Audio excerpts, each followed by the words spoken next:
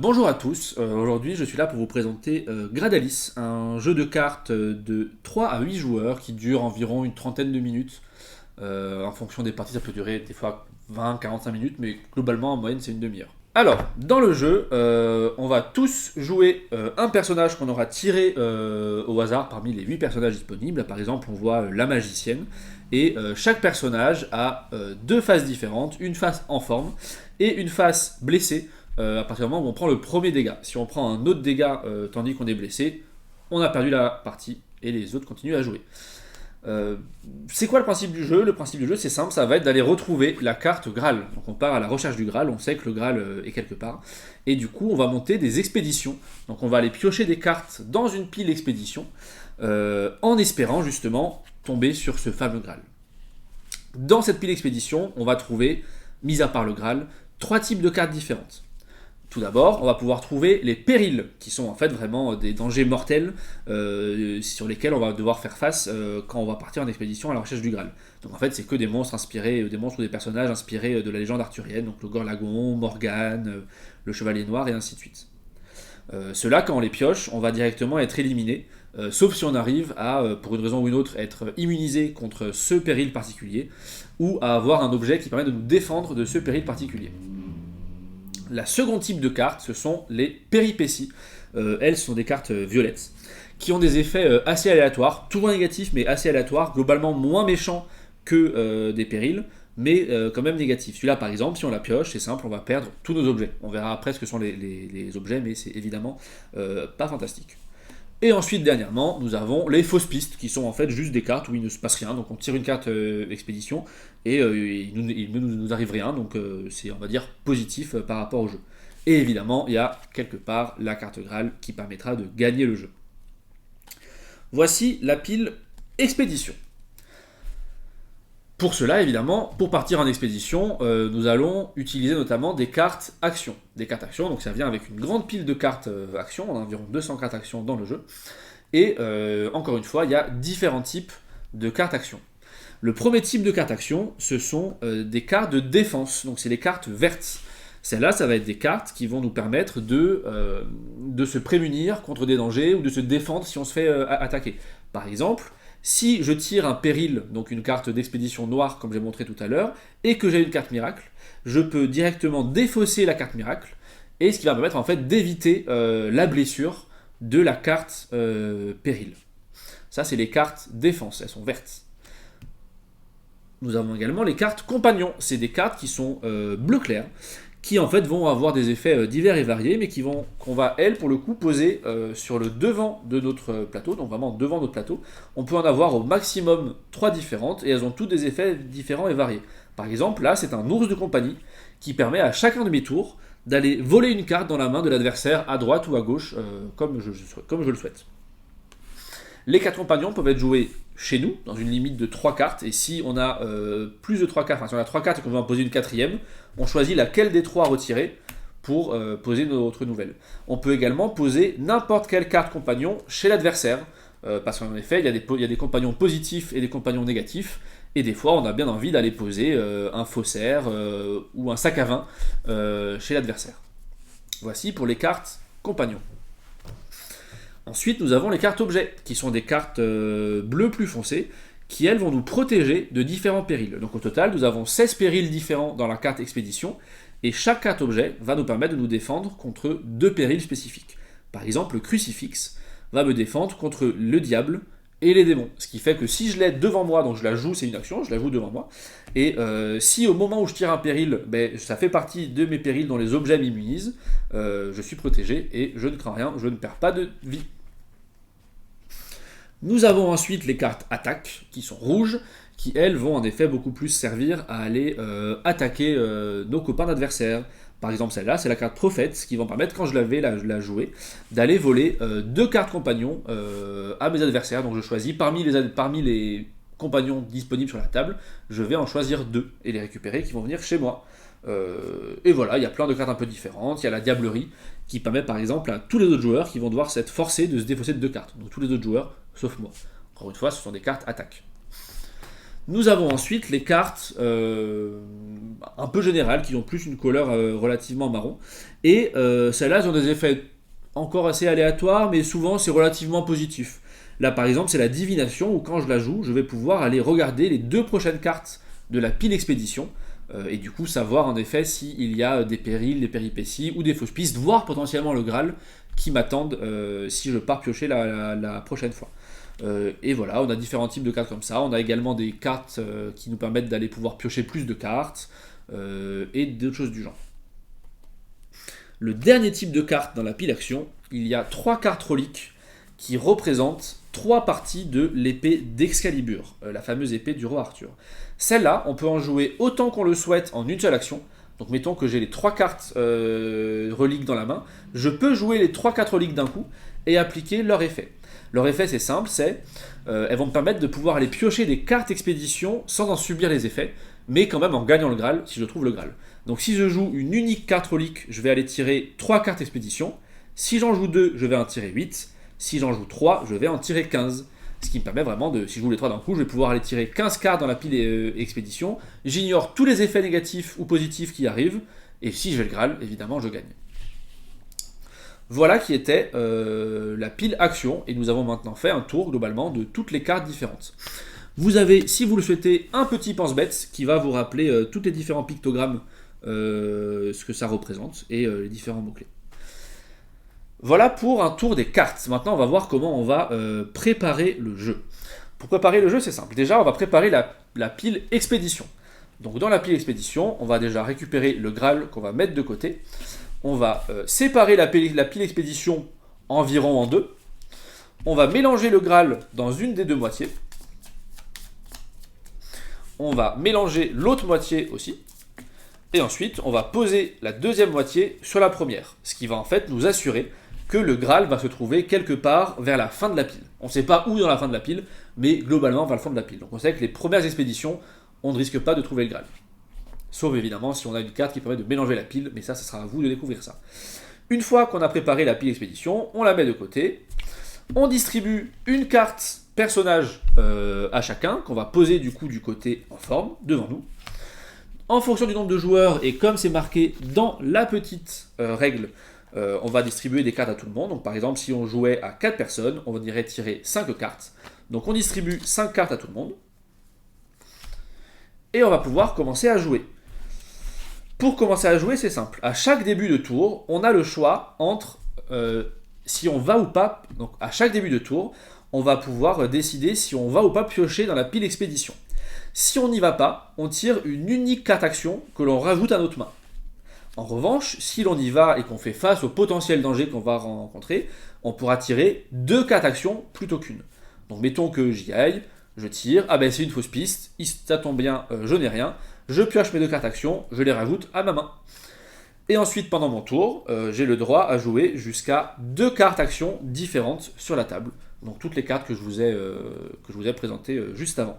À savoir qu'au premier tour, nous n'avons pas le droit de jouer de cartes attaque, histoire de laisser un peu tout le monde préparer un peu son plan et préparer sa défense. Et ensuite c'est ça, donc on va tourner en rond dans le sens des aiguilles d'une montre, et la personne qui va gagner, ça va être soit la personne qui va être la première à trouver la carte Graal, soit ça sera la dernière personne en vie, parce qu'il aura réussi à aller tuer tout le monde. Et c'est très simple, ça va tourner comme ça. Encore une fois, comme j'ai dit, la première fois qu'on va prendre un dégât et qu'on ne pourra pas s'en protéger, on va retourner notre compagnon qui était en forme à la base en blessé. Et si on se fait blesser une deuxième fois et qu'on n'a pas de moyen de se protéger, on est mort, on sort de la partie. Et à partir de maintenant, tous les autres joueurs vont être forcés, en début de leur tour, de piocher une carte expédition, afin d'accélérer la fin de la partie. Voilà, c'est tout pour les règles. J'espère que ça aura été clair. Et n'hésitez pas à nous poser des questions sur le Discord si vous voulez des précisions de règles. Merci beaucoup. Maintenant, on va vous jouer quelques tours de jeu pour que vous puissiez voir à quoi ça ressemble. Alors là, comme c'est le premier tour, tout simplement, on n'a pas le droit de s'attaquer. C'est le premier tour tranquille. Donc, moi, j'ai pas grand-chose pour me prémunir des périls. Donc, je vais aller directement skipper la pile expédition. Allez, juste prendre, dans ce cas-là, une seule carte action. Je décide de mettre une amie au placé. ce qui me fait de piocher une carte supplémentaire par tour. Donc là, j'en profite, je prends une carte supplémentaire. Et je vais aussi me poser un petit objet. Donc ça se passe comme ça. Donc là, les compagnons, là, les objets. Et maintenant, je suis immunisé contre deux périls, le Cafpaluc et le chien noir.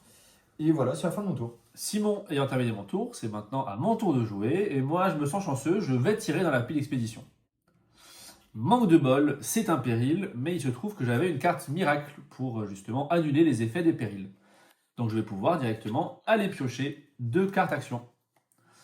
Pendant mon tour, ce que je vais faire, c'est que je trouve que j'ai pas assez de cartes, donc déjà je vais poser une ripaille en cible en pierre, ce qui fait que nous allons tous les deux aller piocher 3 cartes action. Merci beaucoup. Et pour ma deuxième action, je vais jouer une aumône qui me permet d'aller piocher 2 cartes actions supplémentaires. Je suis maintenant au-delà de ma taille de main limite qui est censée être à 8 cartes, donc je vais défausser des cartes pour retomber à 8 cartes dans ma main. Et c'est la fin de mon tour. Et donc là, c'est à mon tour. Moi, je me sens chanceux aussi. Je vais piocher dans l'expédition. Manque de peau, je suis tombé sur Dim. La carte Dim, vos deux voisins gauche puis droite regardent votre main et volent à tour de rôle une carte. Hop, je suis le voisin de gauche, donc c'est moi qui prends. Hé hé. Et je vais prendre celui-là, il a l'air cool. Hop. Voisin de droite. À mon tour de récupérer une carte, je vais prendre celui-là. Tiens Pierre. Merci beaucoup. Et maintenant, pour contrer les plans de Simon, je vais lui mettre un gueux. Je te laisse la lire. Donc tous mes compagnons sont inactifs, c'est-à-dire que c'est très méchant. C'est-à-dire que mon ami au placé ne sert à rien, et si je pose un autre compagnon, ça servira à rien non plus. Très méchant le gueux. Donc là, ça équivaut à une action, mais j'ai encore une action. Et je vais jouer ces 2 cartes. Donc du coup, c'est les cartes reliques. Oui, qui compte même si tu as joué à 1, à 2 ou à 3, comme une seule action à chaque fois. D'accord. Et comme j'en ai 2, je peux piocher 8 cartes dans l'expédition sans avoir les effets de malédiction ou les pièges. Voilà. Et si tu trouves le Graal, tu gagnes quand même la partie, bien sûr. Oui, bien sûr. Bah là, justement, il prend pas l'effet. Il prend... il n'y a pas d'effet, il prend pas l'effet. On est à combien? 5, 6, 7 et 8. et 8. Il n'a pas trouvé le Graal, mais il n'a pas eu d'effet. Dommage pour moi. Le premier tour est fini, ça passe à Simon, et maintenant Simon, s'il veut, peut jouer des cartes attaque. Oui, mais d'abord, je vais piocher. Là, je vais décider de tenter ma chance. Je vais aller dans l'expédition. Je me prends un chien noir. Sauf que je suis immunisé contre le chien noir. C'est le pouvoir de mon objet. Ça a été résolu. Je peux prendre mes 2 cartes action. Hop, excusez-moi. Hop, et voilà. Et là, je vais d'abord, je vais un peu sortir de ce truc de merde là. Je vais mettre un assassinat pour tuer le gueux. Donc on peut tuer un des compagnons sur la table. Là, en l'occurrence, c'est un des miens qui était mauvais. Je le tue. Donc maintenant, je peux prendre une carte supplémentaire parce que je peux activer mon effet. Et maintenant, je vais me venger de Pierre, qui m'a si lâchement attaqué avec un gueux. Et je vais mettre une chair à canon. Donc je vais le forcer à piocher une fois dans la pile expédition. Mais moi, j'ai pas envie parce que ça me fait peur de piocher dans la pile expédition. Je vais lui mettre ombre furtive. Qui permet d'annuler l'attaque. D'annuler l'attaque. Et je finis mon tour encore. À mon tour, moi je continue parce que j'aime bien ça, aller plus dans la pile expédition, et je tire Mordred. Donc là, j'ai plus de miracle, mais j'ai un coup de chance. Il se trouve que mon personnage, ma 4 personnages de départ, m'immunisent contre 2 périls différents, et il se trouve que c'est Mordred et Morgane. Donc là, j'ai eu de la chance, je ne suis pas blessé. Et je peux directement aller piocher mes 2 cartes action. À mon tour, je vais déjà commencer par poser une illumination divine qui me permet d'aller regarder les 3 prochaines cartes de la pile expédition et de les replacer dans l'ordre que je veux. C'est fait. Je les replace dans l'ordre que je veux. Et pour ma deuxième action, histoire d'ouvrir aussi un peu les hostilités de mon côté, je vais poser une corruption sur Simon pour lui voler son ami au placé. Ce qui me permet à moi aussi de récupérer une carte en plus à mon tour. Et j'ai fini mon tour. Moi, j'avoue, je fais pas trop confiance à Adrien sur le move qu'il a fait avec les cartes expédition. Du coup, je vais piocher une carte action. Et puis après, je vais poser un objet.